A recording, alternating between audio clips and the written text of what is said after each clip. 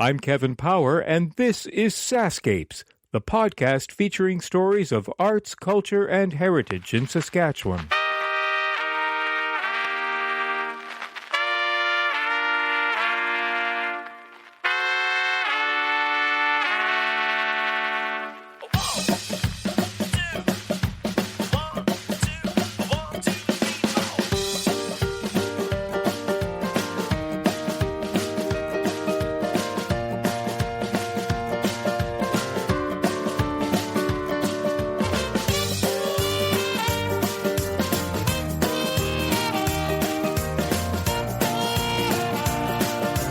Hey, welcome back to SaskScapes.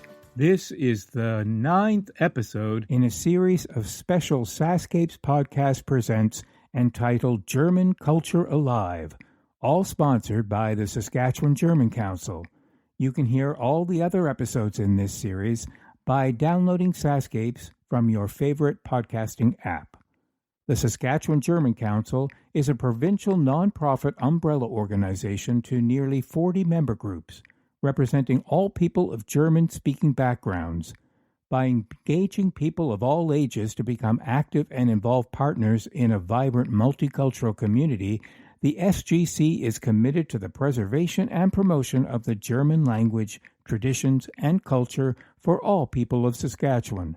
You'll find the link to their website in the show notes. I love me a good story about hidden treasures, the discovery of something from the past, like the story of Heinz Mohn, a German composer and leading editor of some of the biggest composers of our time. His grandson had been holding Mohn's papers in a plastic bag in his basement in Saskatoon, just waiting for his works to be discovered and heard. This is my conversation with Mark Turner, the CEO of the Saskatoon Symphony Orchestra, about how German music, past and present, is programmed and received by audiences. In the end, the German canon is not, as Mark puts it, a sacred cow. The German composers and their works have continued to thrill audiences year after year. My conversation with Mark confirms it.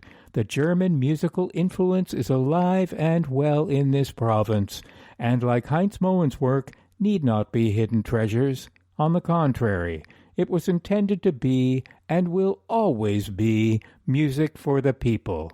People like you. This is Mark Turner. Welcome to my little corner of the podcasting world. Yes. You do a lot of this, so that's nice. I do a lot of this. And I also edit and produce the podcast for the Saskatchewan Arts Alliance.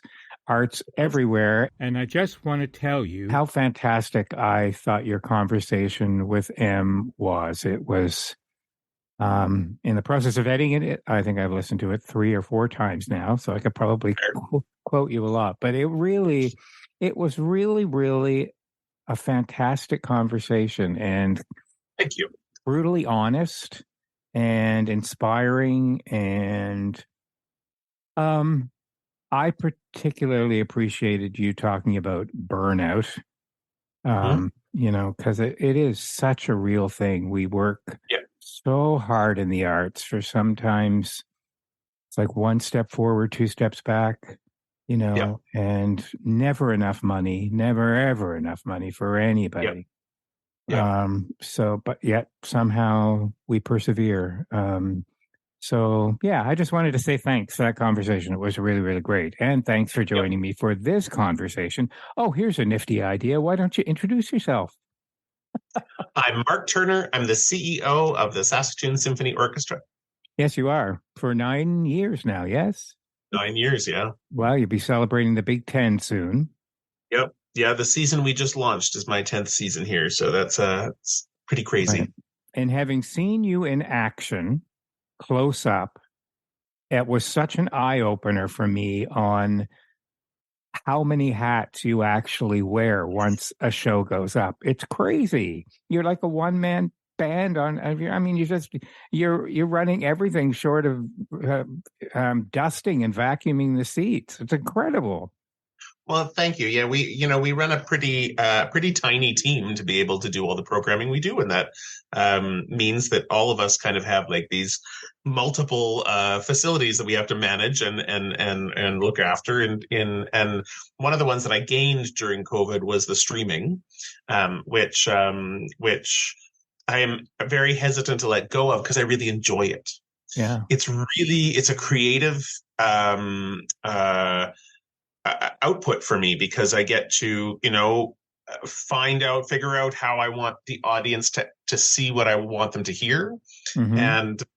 And I really enjoy that. So it added to my many things that I have to do around concerts, but I really like that one. So. And you were forced to go virtual during the cursed pandemic, which was a whole other. I think you said in your conversation with them, I think you said we really had to. I think what you said was we have to pivot or die. Innovate or die. That's what I said. Yeah. What I said to the staff on April 1st, 2020. I said, let's innovate or die. And everybody went, okay, here we go. Let's go. Yeah, which is a real testament to just how much of a team you've got there.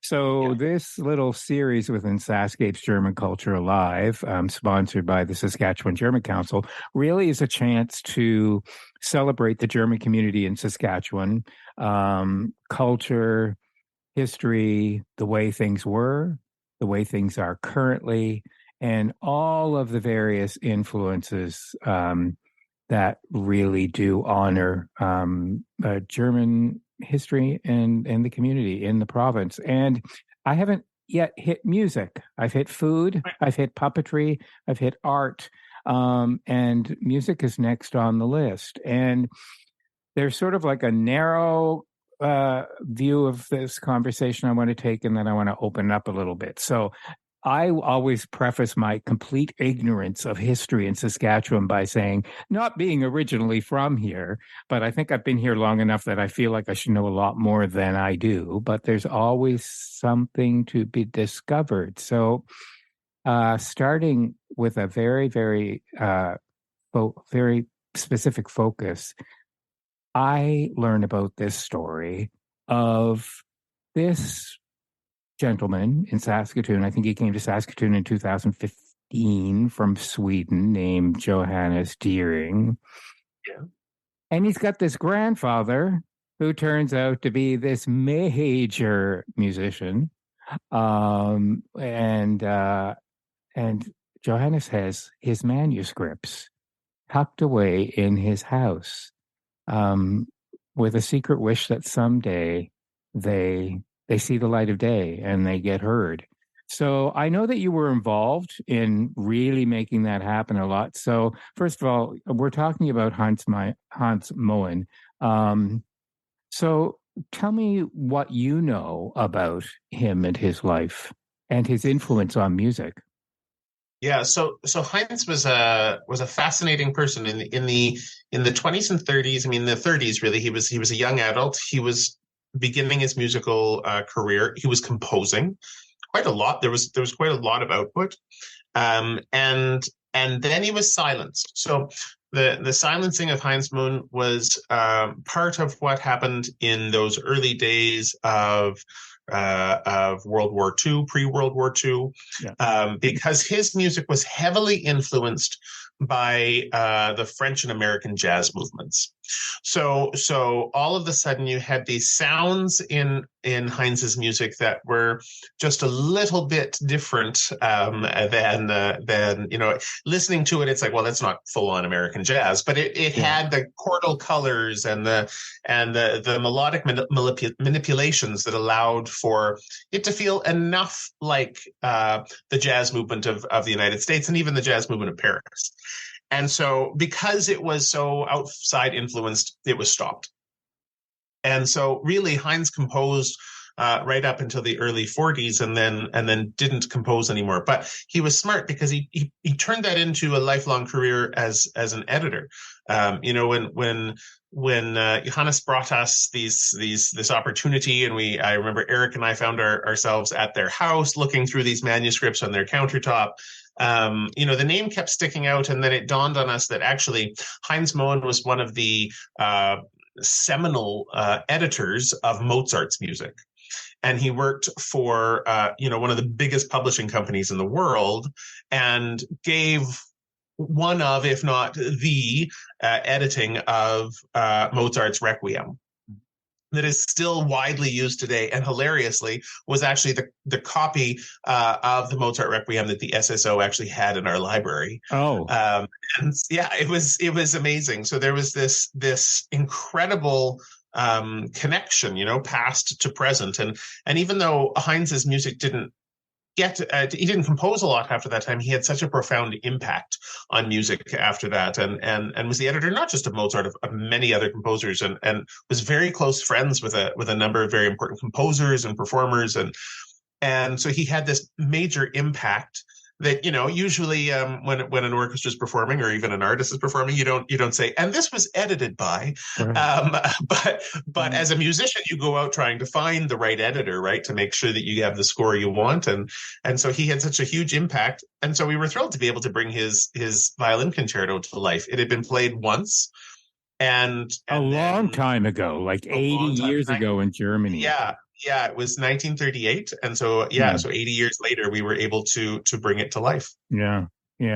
Now, for those who aren't musically inclined or aren't up to speed on the importance of editing in music, why, for example, would such a classic piece like Mozart's Requiem require an editor? What is it about it that orchestras look for that needs to be edited? Is it there's a number of instruments so that it works with what orchestras have, or is it specific musical editing that they do?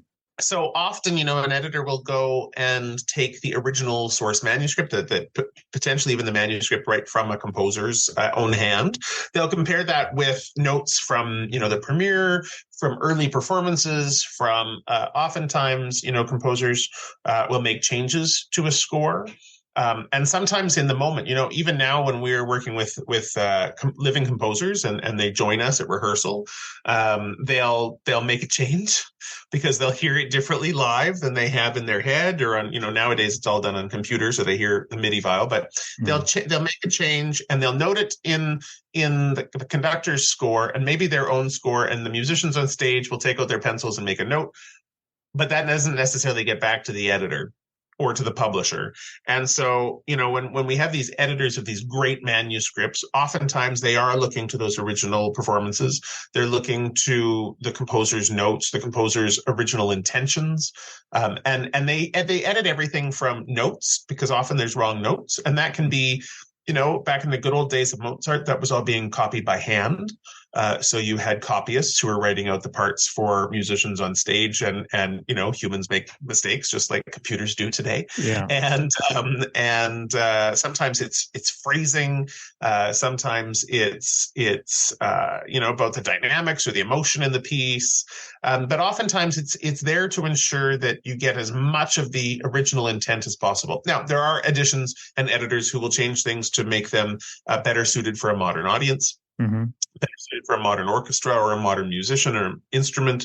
Our instruments have changed so dramatically even since the time of Mozart and Beethoven. So there'll be adjustments made. And but what was magical about Heinz Moen's editing of Mozart's music is it was capturing the closest to what that original intent of the composer was. And so that's why it kind of became the gold standard. In the early days of musical publication, back in the 1800s, with the printing press really ramping up, what was happening was a lot of editions were being printed with errors in them, because then they're not copies of the original.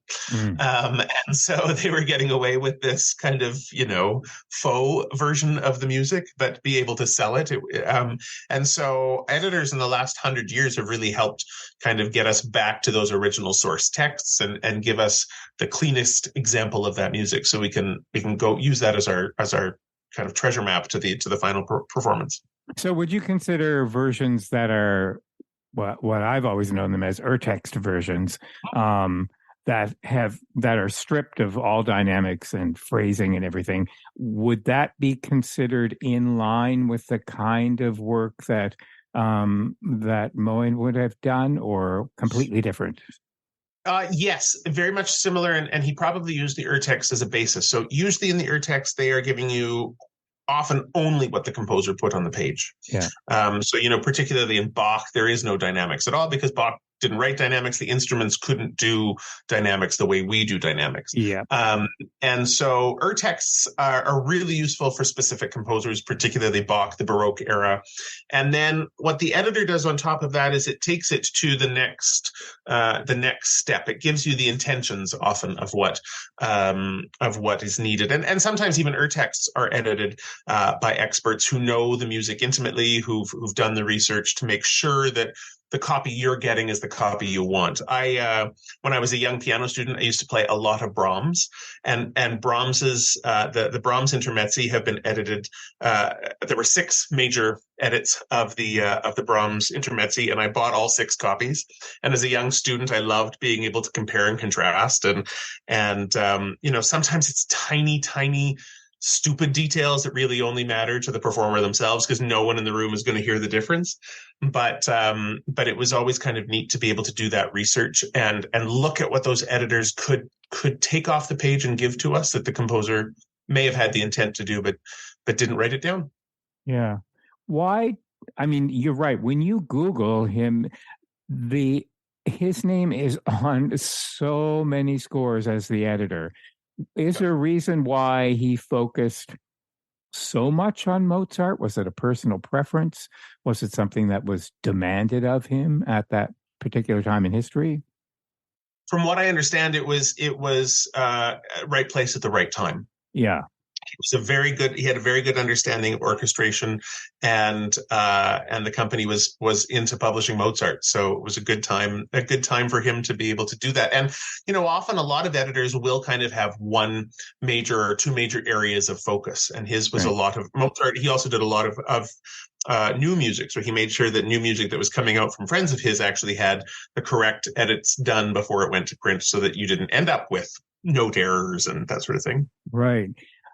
I don't know if you know the answer to this. Maybe something that I should ask Johannes directly, but how does one sit on something like that for 30 years? I mean, he had it for 30 years, but he had it for, well, at least a few years while he was here in Saskatoon before. So did he come to you and say, listen, I thought you might be interested that I have these?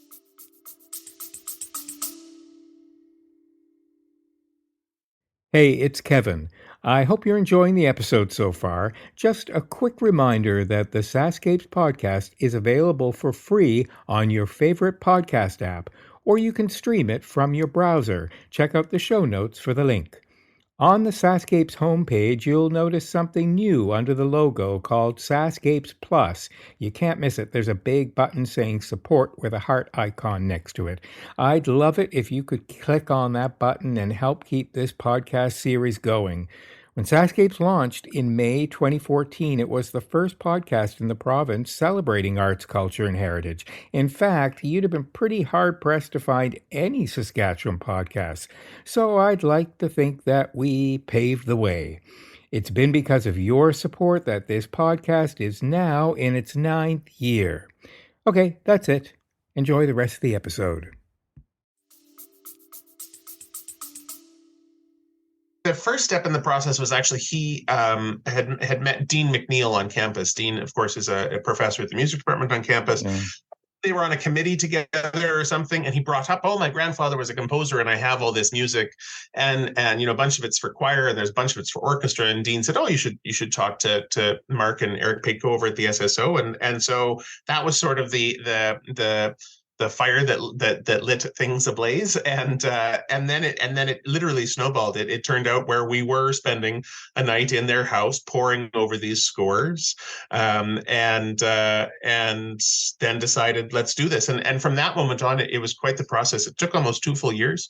We had, because everything was handwritten, we had to hire a copyist here in Canada to be able to actually create parts. But before that, we handed it over to composer Paul Su, Sukin, who's here in Saskatoon, to make sure he kind of did an editing of it to make sure that all the parts actually matched the original score, and to make sure there weren't any errors in it. And so once Paul was done with it, went to the copyist at Edition Plamadan, and he actually created parts, and we got to perform this thing. And before we actually performed it live, we did a read through for Paul and for us to make sure that all the parts were correct, because you never know, even once you've spent hours pouring over, you still have 60 people on stage, and you get a part out there. Even, it's funny, we'll buy brand new parts for, a fairly basic symphony, a Beethoven or something, and they'll still have errors in them today. So it's always good to do the read through. So we did the read through, and that was the first moment it had sort of been heard in, almost 80 years. And then we were thrilled to be able to perform it, and we were joined by well, then he was just a young kid, Timothy Chewy. Now he is one of the rising stars of the classical world. It was really cool that he signed on to do it. He was, because he was becoming so famous. They don't always have time to learn new music, but he did this with us, and it was so wonderful to have an artist of that caliber be able to help us bring this to life. This is his violin concerto, yes?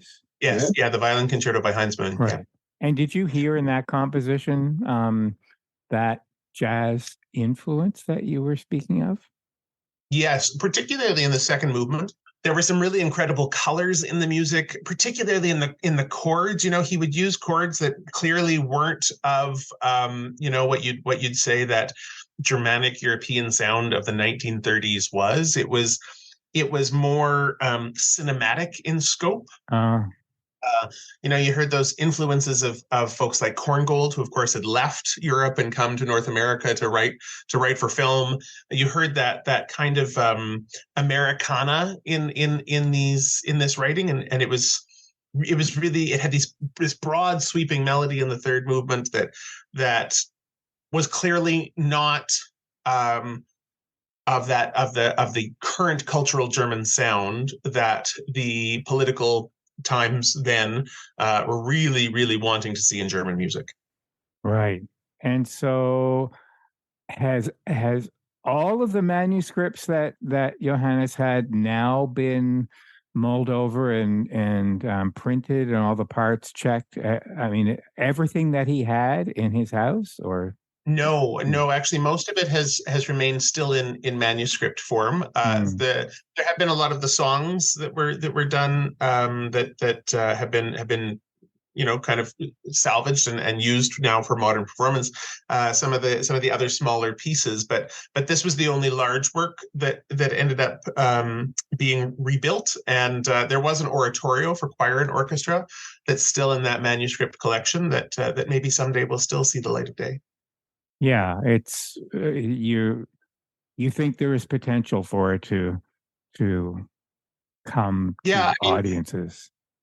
One of the neat things about when we find music like this is the curiosity that musicians have in terms of, it's like finding a treasure, and a hidden treasure that no one knew about, and all of a sudden we have this incredible thing, and so I suspect in time, there will continue to be a fascination and an opportunity to explore all this music, because his is one story of many, particularly at that time.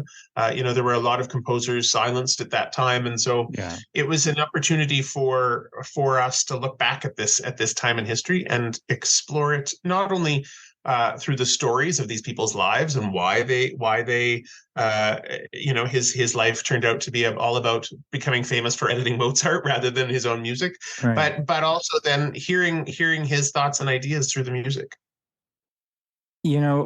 During this series, I've learned so much about these hidden gems that we have in the province that have German roots. I did a podcast with a puppeteer, Waltraud Steven, who I knew from back in the 1980s when I was in the music department there, and Dave Kaplan got me involved with a production of Mozart's Impresario that Waltraud had made these stunning puppets for, and we put it on as a puppet show. And I have been to her house. It's art, and she still has puppets from her father that many never actually made it here to, to Saskatchewan. And, then of course there's the Imhoff collection. These This work doesn't get seen enough by the public. Yeah. It's It's fascinating because there is so much incredible culture woven into our history of this province. We often think of ourselves as new, which we are. We're young compared to the rest of the world, but we have all of these stories that have been brought here and all these people and these impacts that don't necessarily get explored enough. Yeah. Okay, so opening up the focus a little bit, I am always curious to talk about programming with programmers and people like yourself. And if we focus on the classic German music, we got the three Bs, the Brahms, the Bach, and the Beethoven. Where does that sit in the landscape of programming today?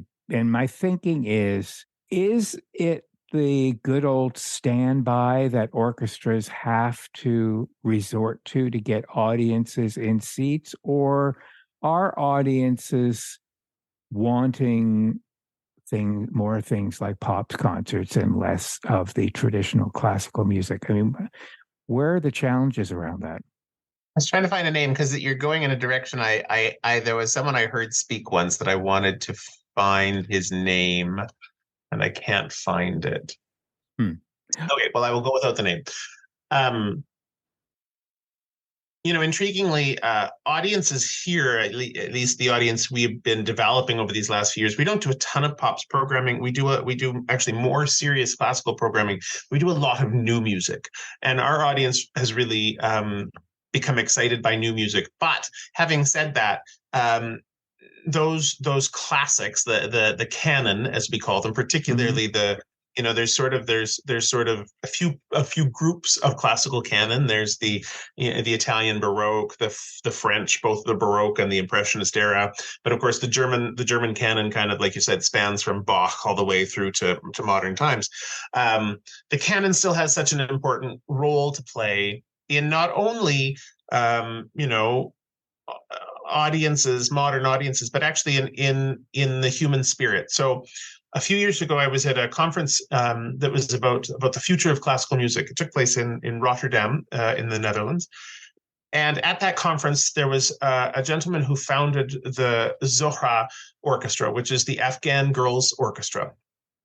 And the orchestra was unique because it required Afghani families in Afghanistan, where, of course, women and girls were not allowed to make music at that time when it was founded, and they currently still are not today.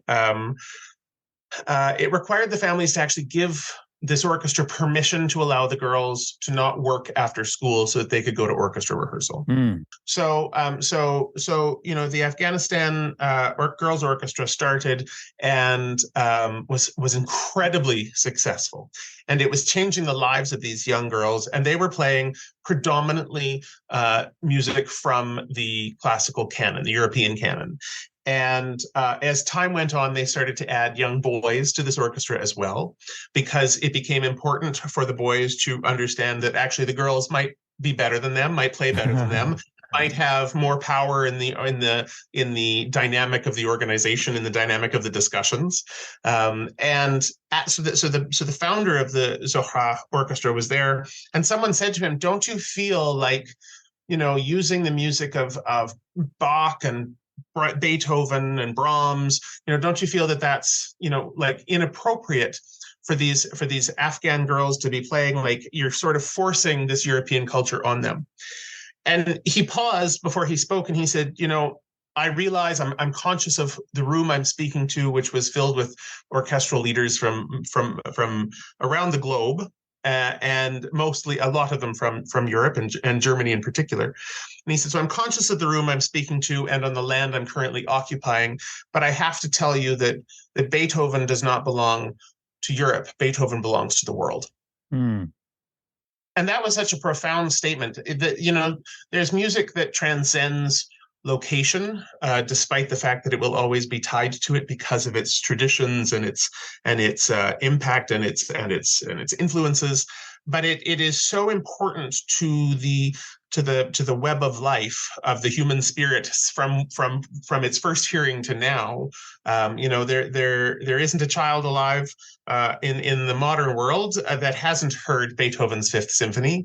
The Ode to Joy is still the most recognizable melody ever written, and those things do belong to the human spirit. They are bigger than the original intention was, and so I think those pieces, like the works of Beethoven and Schubert and Schumann, they belong to the world. And much like going to a museum to be able to see, the antiquities from Greece and from Rome and artifacts from all over the globe, and even going out here to Wanaskewin to see the artifacts that are from here that have made us and shaped us here.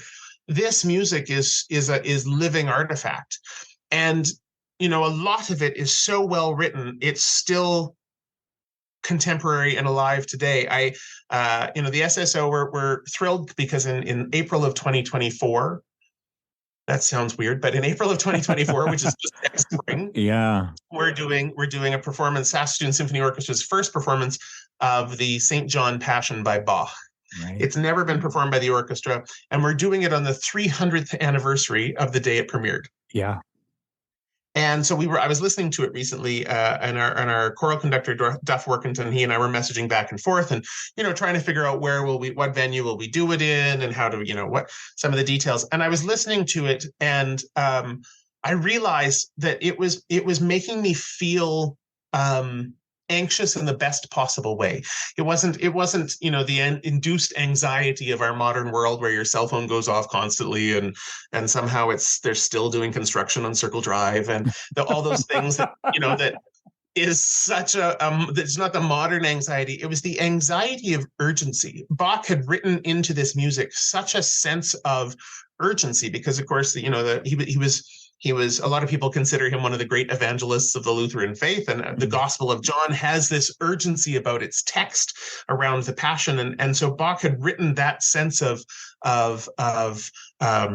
anxiety into the music because it was an anxious story that he was telling, and it's as successful today as it was 300 years ago when it was premiered because it still gives you that sensation of urgency. Speaking of urgency, this is a really bizarre sidestep on the. But I guess this is from my experience with working with Christopher Hogwood in the Academy of Ancient Music. The tempi were not the same then as they are today, and that really needs to be respected. Yeah. It does need to be respected, and it's funny we. Particularly, I mean, when tempi comes into play in that Baroque era, that is so important, and it's in the music of Bach and the music of Handel. That's one of the great discussions every year when orchestras do Messiah. Handel's Messiah is the single most performance piece of music ever written, and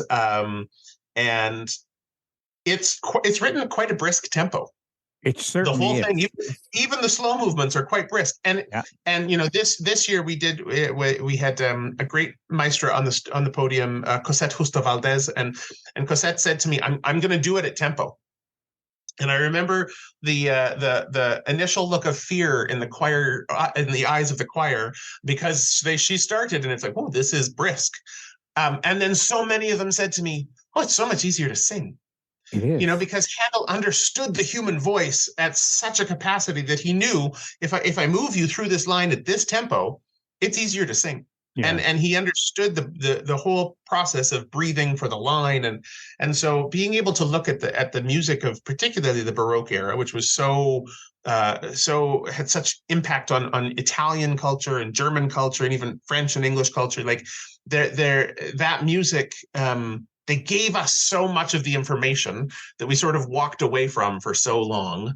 And it's thrilling in these last kind of 40 years to be going back to historically informed performance practice because it does bring a new life to the music. It certainly does. I think we clocked the entire performance of Messiah in at just under 90 minutes, and that included the piffa, which sometimes it gets cut out of the piece. And it takes it to an entirely different level. They also did it at Baroque pitch, which is controversial in and of itself. Yes, yes. You're also doing you're in celebration of the 200th anniversary, you're doing Beethoven's Ninth. We are. It's it was one of those moments when we start to look at programming. We sort of start to plot things 2 or 3, even 4 years ahead, and you sort of look for the important landmarks. And so that's sometimes birthdays, sometimes anniversaries. We're not particularly big on because we are focused a lot on new music. We're not one of those organizations that finds ourselves beholden to anniversaries, but 2024 was impossible to ignore. Not only for that Beethoven 9 and the Bach Passion. We're also doing the 100th anniversary of Gershwin's Rhapsody in Blue. To be able to do a 100th anniversary, a 200th anniversary, and a 300th anniversary is super cool, and it kind of shows that evidently the 24s are a good year for music. Beethoven 9 was something we've been kind of holding out on. A lot of orchestras did it last year when the world was coming back from the pandemic because of its asking for joy. When the bass stands up and says, "No, friends, not these sounds," is trying to calm the chaos that Beethoven has created for the last 50 minutes and bring us into this outburst of joy. A lot of orchestras wanted to capitalize on that last year, and I had already seen that we were coming up on that 200th anniversary, and it meant too much to us internally to be able to ignore that anniversary, because there's something a bit profound about the fact that for 200 years, that somewhat simple melody from a man who was not, he's known for his motives and for his incredible writing. Melodies were not always Beethoven's strong suit.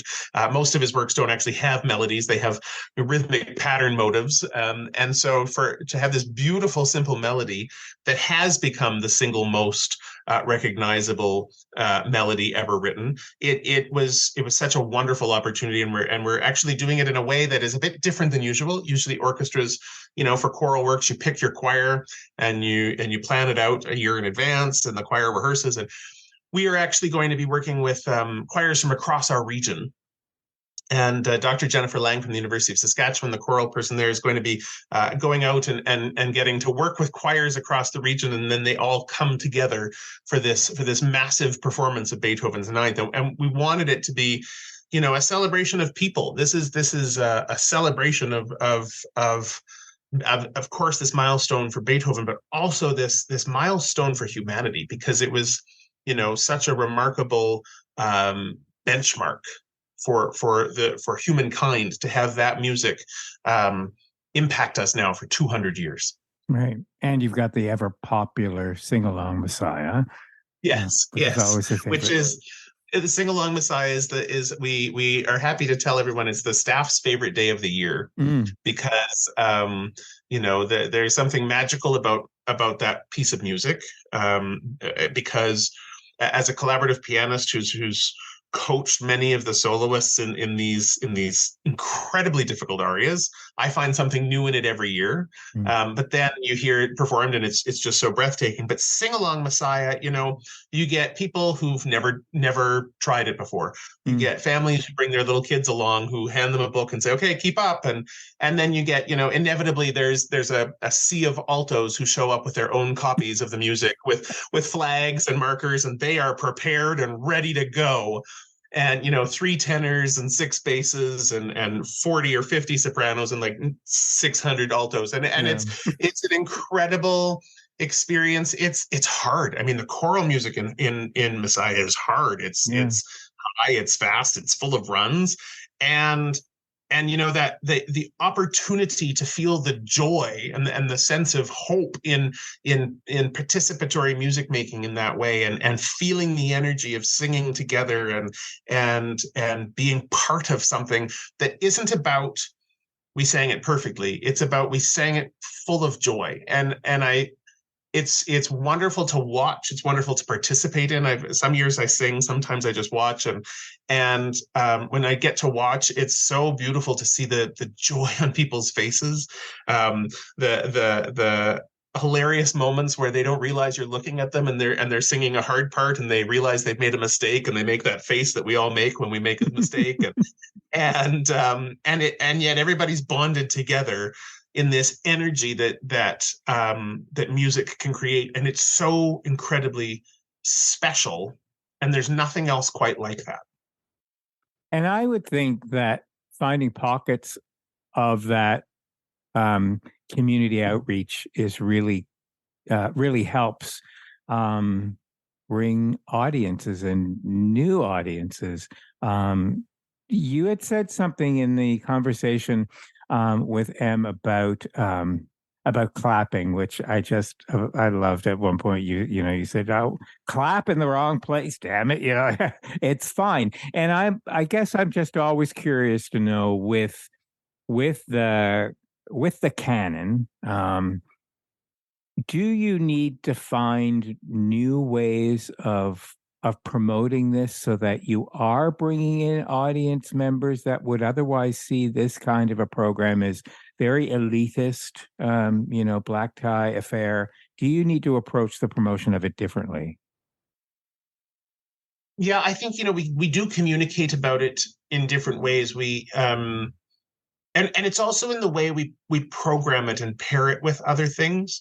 In fall of 2021, we did a performance of Beethoven's Fifth Symphony, which literally everyone knows. But hilariously, I mean, it's a work of absolute genius.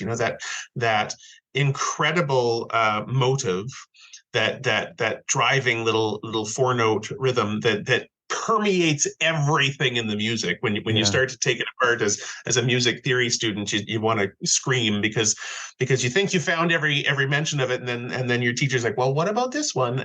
There's so many incredible moments in it.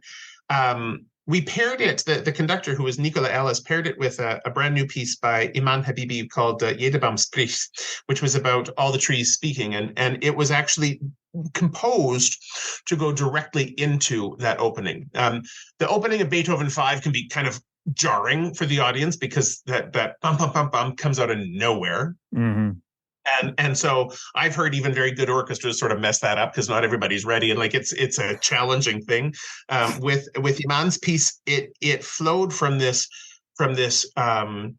it was the same instruments because he was writing it as a companion piece, but it was a completely different auditory experience and kind of a different fabric than the Beethoven itself. But it merged so beautifully into it, and it was this discussion of all the world speaks, all the trees speak, and then directly into the Beethoven, which made that opening of the Beethoven feel brand new and modern. And even our musicians were saying that. I mean, some of them have played it countless times in their lives. And so the fact that we were able to, pair those two pieces was one of those moments of like, what, actually is a way to frame the canon, much like, you put old art beside new art to start a conversation. Right. And when we're communicating about it with audiences, we try to tell the story, because the thing that is fascinating about all of this music and no matter how old it is the story behind it. And not every piece has a storyline or a story attached to it, but the composers did, and their lives did when they were writing it. And to know that Beethoven by this point in his life was already mostly deaf, and he was already facing these challenges and already changing the landscape of the Viennese public with his music making, and when we were communicating about that concert in particular, we talked a lot about how incredible it must have been to be there to hear it for the first time, because it would have been it's he was the Beyonce of his day. He was the Elvis of his day. They took us in a completely new direction that we didn't know we needed. Yeah. And so, even though it's hundreds of years old, it still has this ability to communicate at that universal level. And so we try to make sure that people know that this was music made by real people and people who had crazy story lives and the opportunity to learn about that really does allow an audience to connect at a different level. In my former life as a booking agent, I had the opportunity to go to Tanglewood, and such a stunning setting. And there was a classical programmers meeting that I had the opportunity to attend. No, specifically orchestra programmers and people in positions such as yourself. And I will never ever forget the story that, and I cannot remember which orchestra it was, but the work was one of my favorites, Carl Orff's Carmina Burana. And there was this real challenge to try to get new people in the doors and in the seats. And these were early days where people were really starting to re-examine the way that they would market these things. As the way the mega musical started changing the way that opera had to reinvent the way they market it, which was met with a lot of scowls of trying to turn it into, pop music or something that it isn't. But I'll never forget, he said, we really hadn't come up with a promotion, and we really had to move quickly on it. So we went to the marketing team and we said, listen, we need to get some kind of artwork together for Carmina Burana. Just do something. We've got to get it to the board like yesterday. And so the marketing team got hard at work and presented them with a poster of a person from the back standing at a urinal with a sign above it saying, "For a good time, call Carmina Burana." The board just about had a coronary. They couldn't believe it. They had to go with it because that's all they had. They packed that house. Yeah. I mean, I love that. I'm if that was presented to me, I'd be printing that poster and hanging it everywhere. I mean, the thing about it is that they are incredible works of art, but they're not sacred cows. Like they can be modernized and they can be given to an audience in a new way. I often think that, particularly with classical music, we have spent a very long time trying to keep people out because we enjoy the opportunity of the indoctrinated, those who already know. Yes. And like you said, I love when an audience claps in the wrong time, and particularly when they do it with a clear outburst of joy, because it would have been done that way in Beethoven's time and Mozart's time. We know that. We know for a fact that because we have writings from that time that indeed actually at particular, first movement of a piano concerto, Mozart wanted people to clap. That's why he made the final moments of that movement spectacular. And so, they wanted to get a reaction out of their audience. And then somewhere in the 1940s and 50s, we decided that classical music was some kind of sacred thing that could only be presented in ceremony, that had to be done in certain ways, and was this bizarre tradition that actually it hadn't previously been. And we all stuck with it. And when I hear clapping, when I see a poster like that or a marketing campaign like that was successful, it allows the audience to be part of it, and it removes the barrier of that, of us trying to keep them out, gatekeep and literally keep them out of the experience. We want people to experience it. When I hear an audience clap, we just a few weeks ago had the Grieg Piano Concerto with Jan Leschetski on stage, and people burst into applause at the end of that first movement. And whether that was because they'd never been before and they couldn't hold it back, or whether it's because they had been before and they wanted to cheer him on, both are perfectly legitimate, and I hope it continues in concert halls all over the world. We have to bring people back to that sense of joy in music making. Do you mean you could actually wear jeans and t-shirt and go to a Beethoven concert? Yes. So intriguingly, actually, so now at the SSO, we no longer do formal attire for the musicians.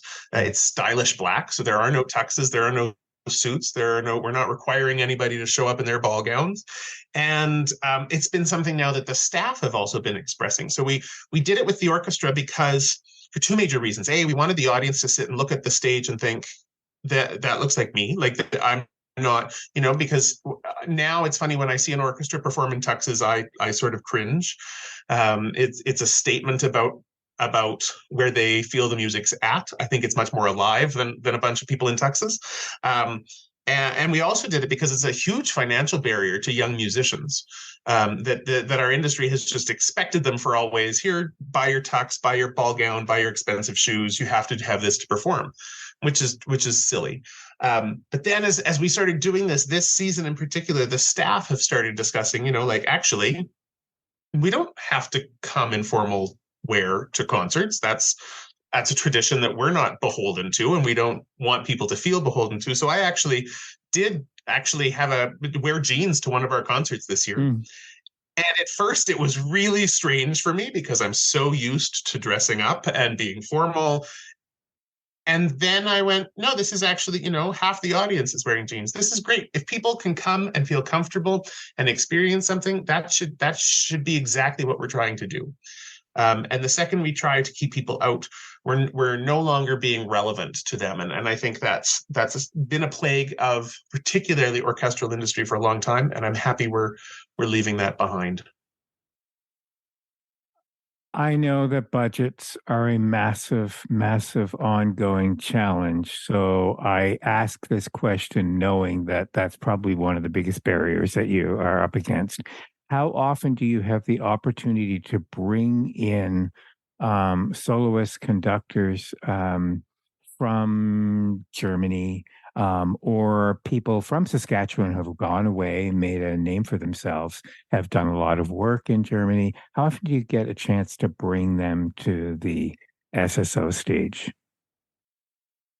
More and more all the time, it's becoming a bigger priority to have artists. One of my favorite artists that we got to bring home to Saskatoon, or Saskatchewan at least, who's done a lot of work in Germany, and I believe he's there right now, is the bass baritone Nathan Berg. Yeah. And yes, who grew up here in Saskatchewan and went off and accidentally became a Juno winner, a Grammy winner, an internationally acclaimed star, performing at the Met and doing all, singing with the Berlin Phil, and we had him actually when we did Beethoven 9 last time. We brought Nathan home, and he had sung it just, I think, 2 seasons earlier with the Berlin Phil. He's done it with Munich. I said to him, like, how many times have you sung Beethoven 9? And he said, well, I stopped counting at 100. And so he said, I'm not sure anymore. I'm probably, in the 130s now.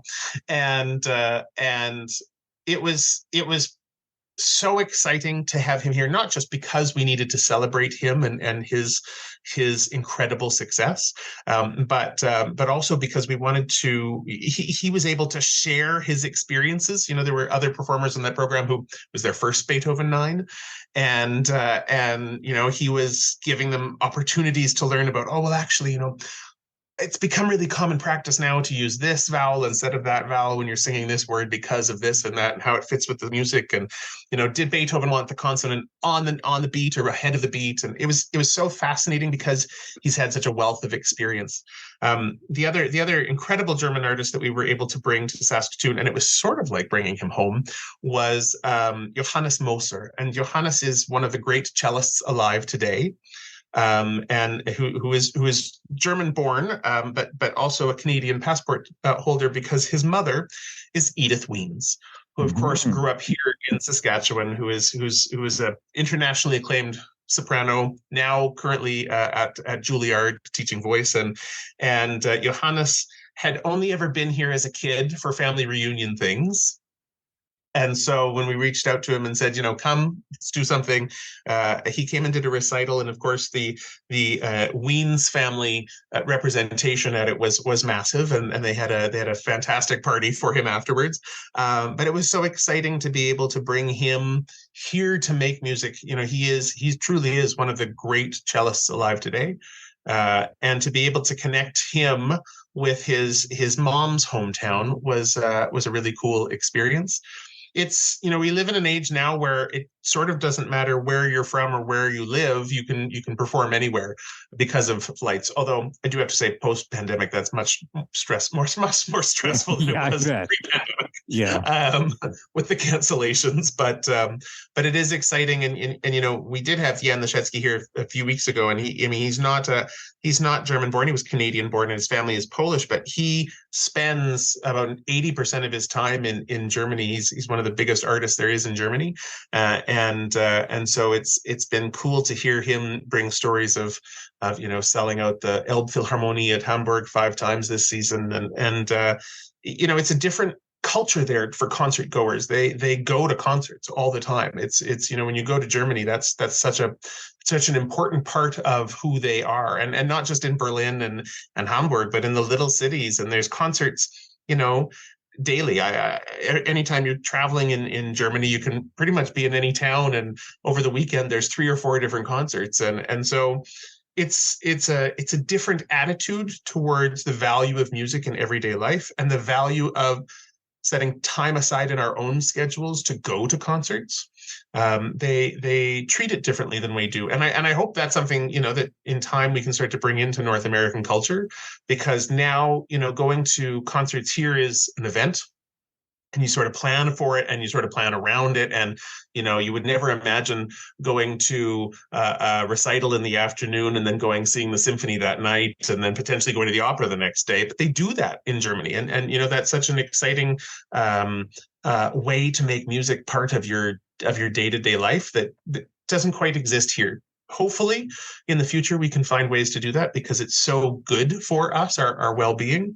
But hopefully. So there is indeed a German presence in the music world, and certainly within the orchestra here in Saskatchewan. It's alive and well, past and present. Yes. Yeah. And the music, the output of the German canon is just so incredible. And not just in terms of the big names, but there's been such an interesting growth of representation of music on stages, and it's exciting to see that we can pair brand new music alongside music that Germans first heard listening to Beethoven for a first time, being moved listening to Mozart in the salons, and it's a cool time to be alive, because we have the benefit of all of that incredible music and the benefit of all of this incredible new music, both complementary, both vastly different and vastly the same, and alive and well today. You know a lot, Mark Turner. Yeah, I'm not sure about that. Well, you've impressed me, and you are just like the perfect podcast guest. It's just, Thank you. Yeah, you're very articulate and very, very interesting to. Thank you. I appreciate that. I got my gift of the music from my father and the gift of the gab from my mother. So that's yeah. Those aren't too bad of gifts to have. Exactly. Yeah, and a good combination. Thank you. You're very welcome. Thank you. Hey, thanks for listening. Music for SaskScapes is provided by Saskatchewan-born singer-songwriter Jeffrey Straker. SaskScapes can be downloaded from iTunes, Google Play, the SaskScapes app for Android devices, and all of the other major podcasting apps. Stop by and say hi to us on Facebook or follow us on Twitter @SaskScapes. So tell me, what fuels the culture in your community? Who has a story that must be heard? Consider bringing SaskScapes to your part of the province. Email us at saskapes@gmail.com or find us on Facebook. Please share your thoughts on this episode or any of the episodes by writing a review in the iTunes Store or Google Play. Your star ratings help our audience grow. Remember, our stories are our legacy. Now, somewhere around the world for years to come, stories like those found in SaskScapes are being heard. Think about it. We're creating an oral archive so that who we are in this province is never forgotten. I'm Kevin Power. Join me again next time.